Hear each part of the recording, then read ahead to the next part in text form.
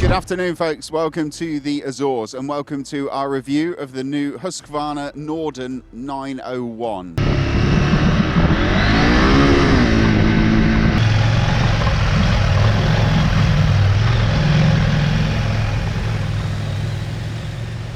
This is a launch that I have been looking forward to for quite a long time. And I mean, the Norden has been bubbling away in the background in the motorcycle industry for a while now, since the concept was first released up until today, or the last couple of days, when I finally got to set eyes on the bike for the first time.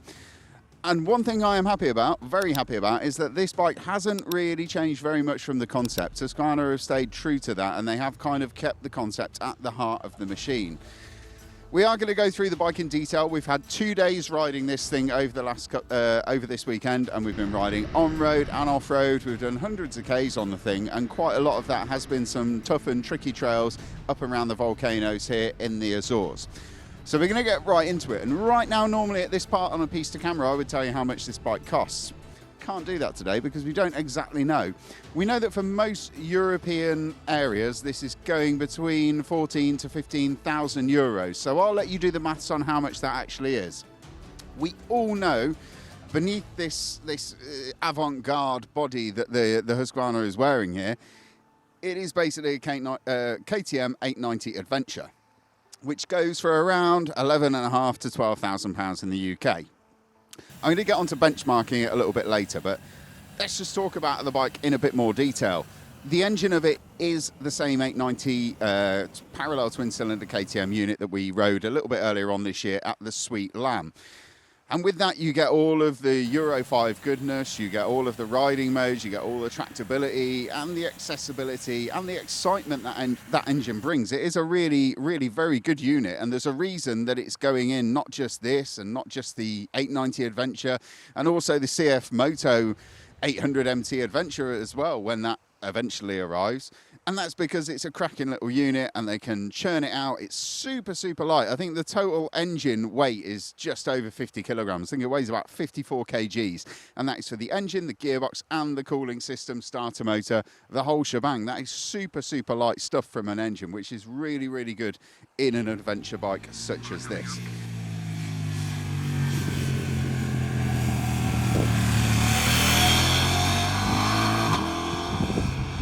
So we've got 105 bhp there or thereabouts. We've got around about 100 newton meters. I'm going to put a graphic up on the screen to convert that into foot pounds for all of you Brits out there.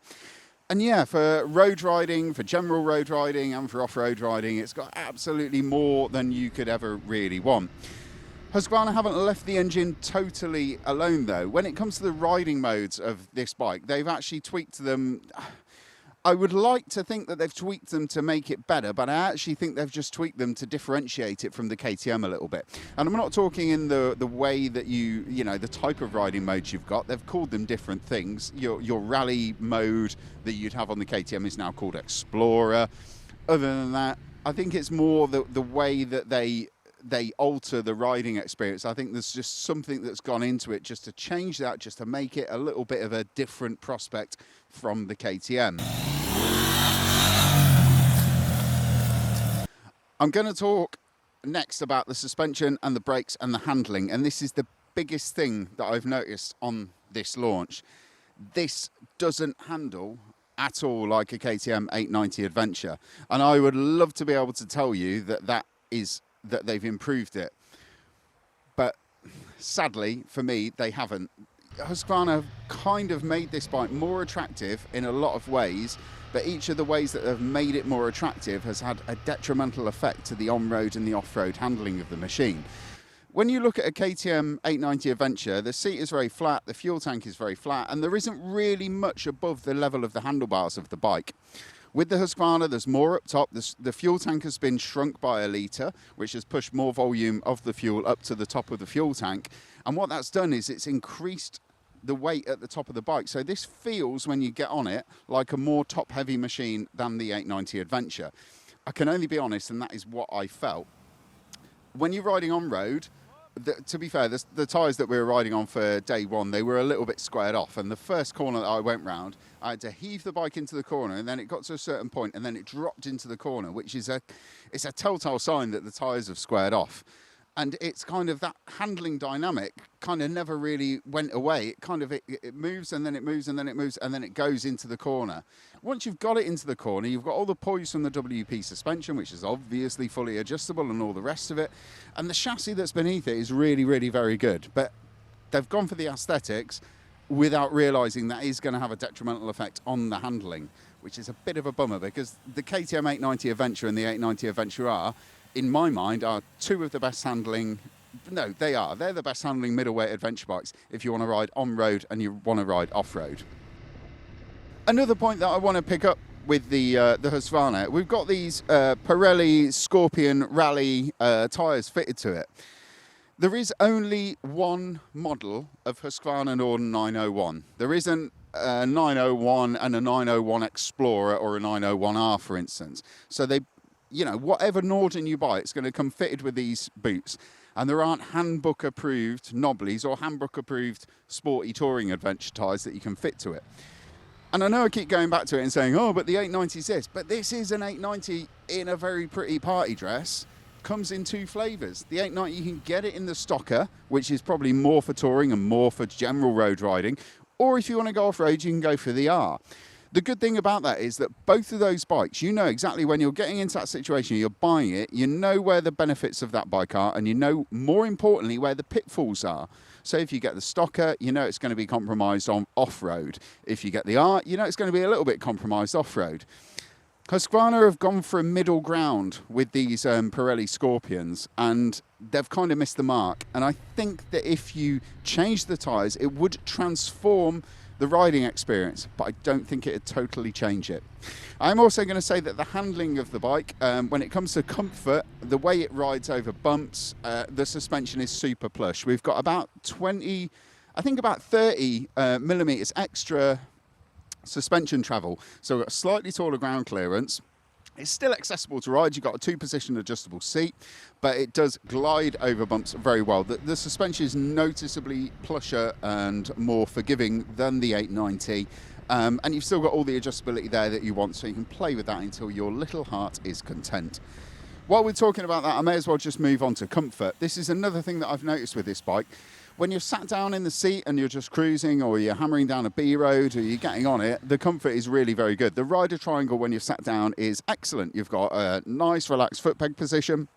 The seat is bigger and it's more comfortable than the 890R actually, so on that front it's good.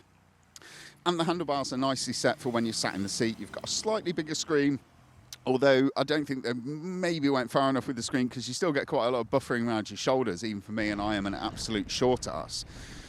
The problem comes when you hit a trail, because the bars are too far forward and they're too low. So even for me at 5'7.5" on a good day when I'm wearing my stilettos, I feel like my weight is too far over the front. I kept having to sort of force myself to push my arse backwards on the bike to sort of get into a nice sort of position. Whereas the 890, you lift yourself up on your legs and you are automatically, the bike just puts you in a really nice position. It could be that the last time that I rode an 890 or an 890R, KTM had done something with the foot pegs or the position of the handlebars to tailor it to off-road riding. I really don't think that is the case, though. One thing I have got to talk about is the TFT. Obviously, it's the same hardware that KTM use, but Husqvarna have put their own graphics in there. They've put their own style on that, and it's really very nice. It's really very easy to use.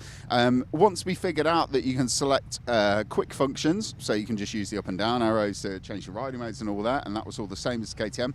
That was all good. You can flick through those on the fly. You can set yourself a favorite, so the up arrow will change the riding mode, and the down arrow for me was changing the ABS settings from road to off-road, which are the ones that you want when you're skipping from trail to trail to trail, and that was really, really nice. You've got the cruise control system, again exactly the same as on the KTM middleweight adventure bikes, and it's all really works very well. There is also a Husqvarna app in the offing.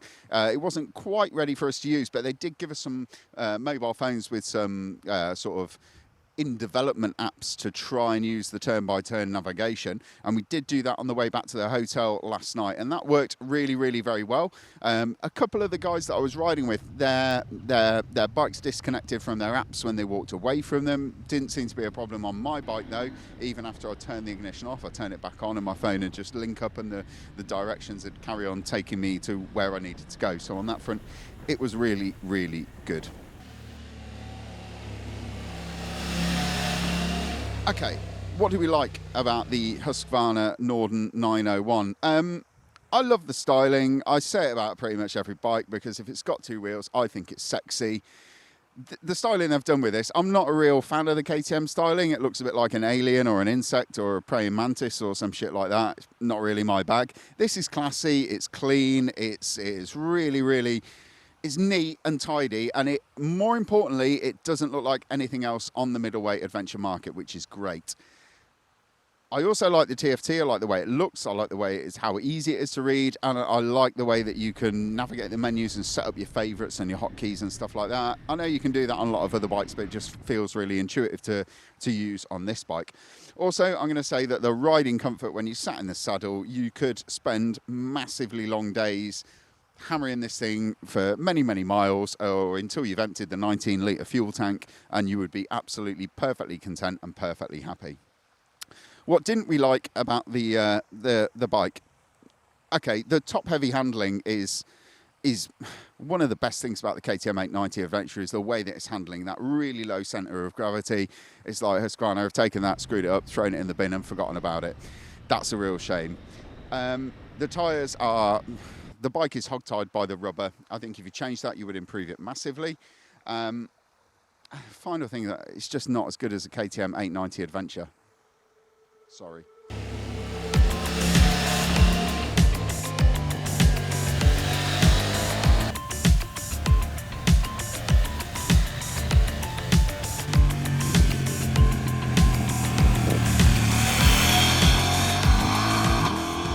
The verdict. The biggest problem that I have when I'm trying to benchmark a price is that in the UK, the price is so important to how well a motorcycle is going to be. It's how well a motorcycle is going to perform in the market. If this bike was coming out at £500 or £750 more than the KTM 890 Adventure, the stocker, I would be like, go for it. It's something different. There's enough there to differentiate it. You've got a bit more ground clearance, a bit more suspension travel. It's good. The Dennis Norden is good. The trouble is that in a lot of the European regions, this thing is being quoted as going for between 14 to 15,000 euros. And when you convert that into pounds, you can pick up a KTM 890 Adventure for 12,000. I'm struggling to see the USP that this bike delivered on that front. I was really, really looking forward to this launch. On some fronts, it's left me feeling a little bit cold. I think they've made some mistakes, possibly with the rubber. And on other fronts, I've really, really enjoyed it. I've loved the place, I've loved the scenery, and some of the roads have been absolutely fantastic, and the trails that we've ridden have been great. And while it performed fantastically well off-road, I still got in the back of my mind, would I have had more fun, been more competent, and been that little bit safer if I'd had an orange bike sat underneath me. Anyway, that's enough of me waffling on. I've been Toad. Thank you very much for watching, and I will see you on the next one, folks.